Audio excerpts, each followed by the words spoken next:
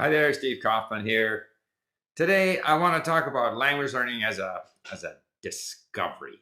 In other words, to me, language learning is not about how quickly can I speak the language, how quickly can I get through this language and learn some other language. It's about discovering the language and discovering all the things that are part of that language, the people, the history, the culture. And I enjoy doing that. And I just want to illustrate this.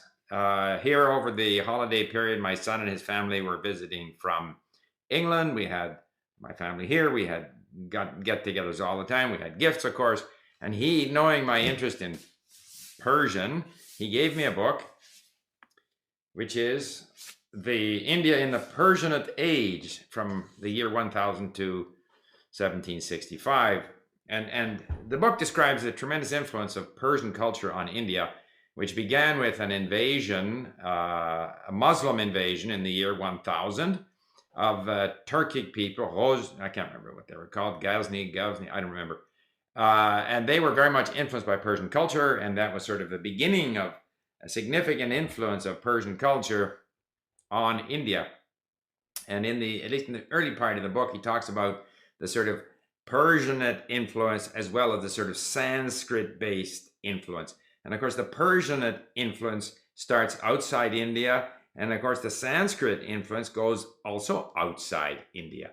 And these are influences which are, they include lots of different ethnic groups and different countries and so forth. So I'm looking forward to getting into that. And of course, because I start to learn Persian, I get interested in things Persian.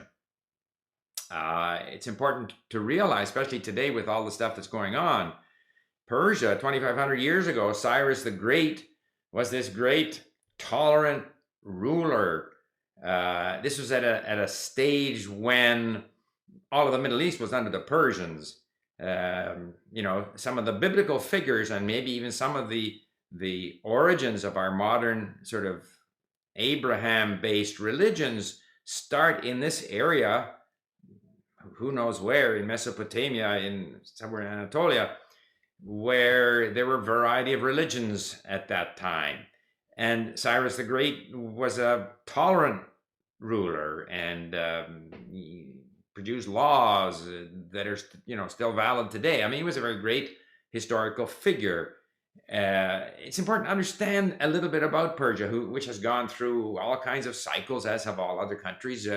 Expanded its empire, reduced its empire, overran other people, got overrun by neighbors, all this kind of stuff. So, but it's not just history, it's also people.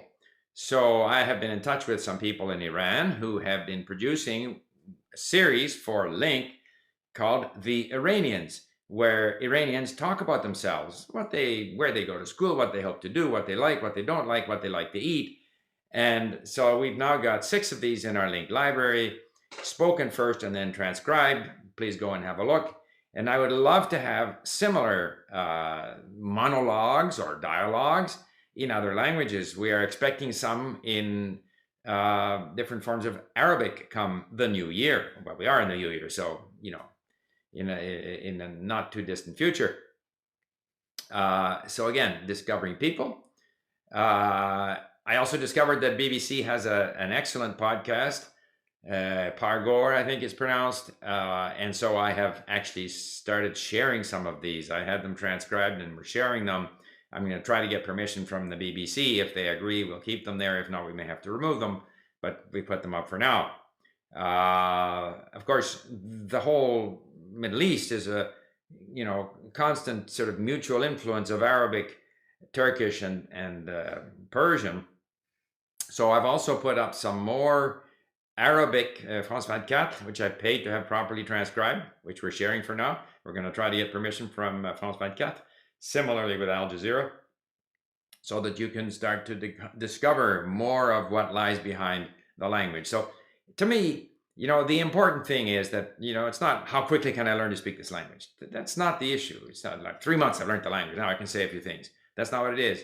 It's about discovering it, getting a perspective on cultures, world events, modern day world events, history, and that's what makes language learning so worthwhile and so fascinating. So, and I think it's important when we look at what's happening today, to remember that other countries see themselves at the center of the universe. Okay, Europe may think they're the center of the universe. The U.S. might think it's the center of the universe.